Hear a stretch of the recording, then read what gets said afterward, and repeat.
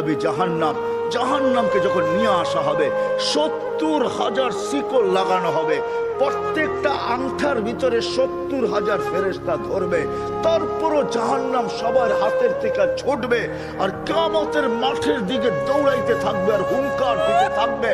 জিবরিল আল্লাহর ডান পাশে থাকবে, দুজককে আসতে দেখা আর হুঙ্কার দিতে দেখা, সবার হাতের থেকে ছুটা যেতে দেখা জিবরিল চিৎকার দিবে আর জমিনে বসা পড়বে, রব্বি সাল্লিম সাল্লিম, রব আমাকে বাঁচা, আমাকে বাঁচা। ওই দিন শুধু একা আপনার নবী, তোমার নবী চিৎকার দিবে, উম্মতি উম্মতি।